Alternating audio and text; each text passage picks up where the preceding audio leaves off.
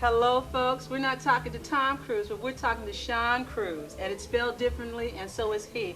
He's a different kind of fellow, but he has the same type of beat that we want to see, not only in our streets, but in our government at large. And I'm talking to none other than Sean Cruise, running candidate for the Senate seat of District 23, which we actually are sitting in, he just advised me, and I'm really excited about that because he can talk about the base, the backyard here, where we're celebrating the 23rd annual Martin Luther King celebration that World Art Foundation has been doing for over 20 plus years. Thank you for coming, Sean. Thank you, Renee. Now, I said that because, you know, he sets precedents also. They say behind every woman is a good man, but behind every man is a good woman.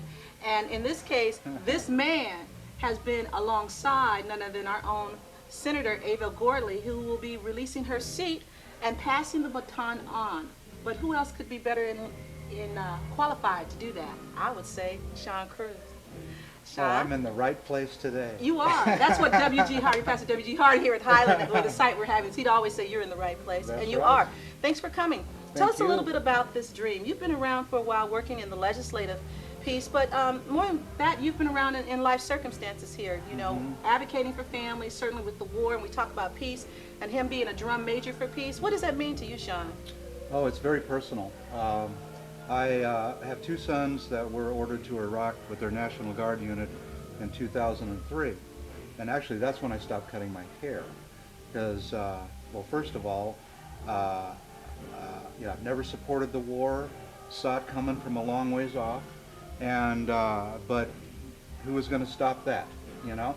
And so long before my sons got their orders to Iraq, I was already losing a lot of sleep because I knew that day would come, you know. And but in November 2003, my son Aaron was living with me. I had recovered him from a kidnapping just 3 months prior.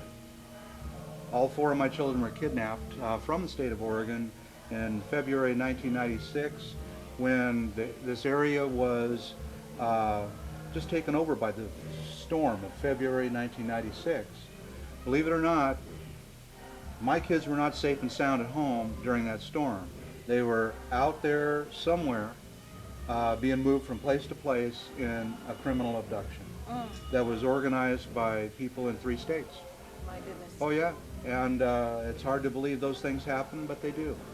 And I was able to recover Aaron in 2003. It was shocking to see how damaged he was from everything that had happened to him in the abduction. And because abducted children don't get taken to the doctor when they're sick. Doctors have a duty to report abuse. They don't get medical care. You know, they don't get let out of town either. They don't get let out of anybody's sight. Aaron was able to break out of there, and I brought him home in '03.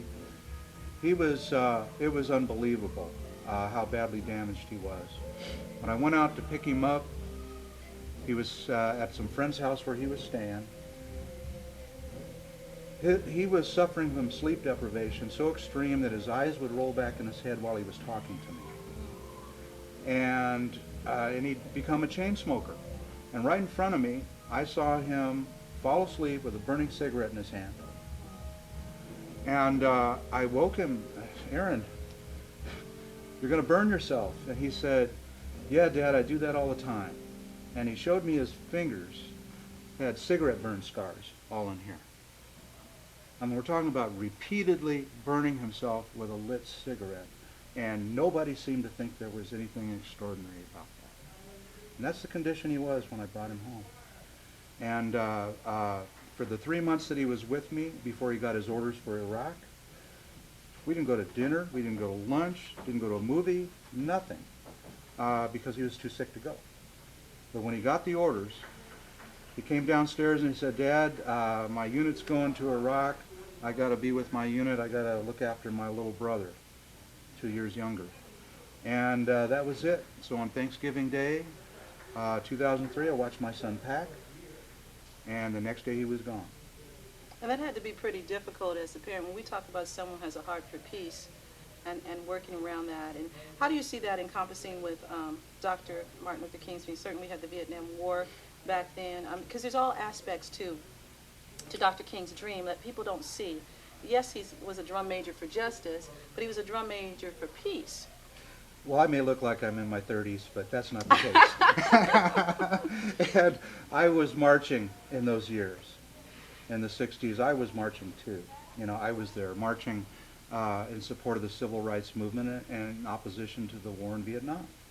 And that was my experience as a young person growing up, where all this leadership was out there, community leadership, rising up and making change. And you know, I can trace my activism all the way back to there. And the message of peace, I'll tell you, the last thing I ever wanted to see happening was my sons going off to fight somebody's war. And yet this nightmare came upon us.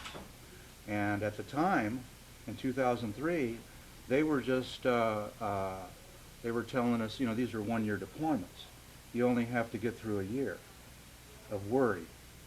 But, you know, that turned out to be a lie very quickly after, when they started the stop-loss, calling up the National Guard, people that were already due to be discharged, they kept them, you know, so a whole lot of broken promises.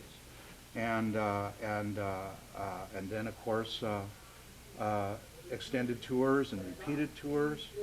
And I'll tell you, the first time that I saw even a photograph of my younger son, Tyler, it was a photograph taken in Iraq. I mean, the last time I'd seen a photograph of him had been 5 years before. Mm-hmm. And now I'm looking at a photograph. He's in Iraq. He's a soldier. He's carrying a weapon. And I tell you, it took the breath out of me to see that. What would you think today Dr. King would say to this war? Oh, he would have been opposing the war long before it began. And but he would not be focusing just on the U.S. casualties. He'd be focusing on all of the casualties. He wouldn't be forgetting about the Iraqis and how we've gone in there and destroyed so many lives just because we had military power. Mm-hmm.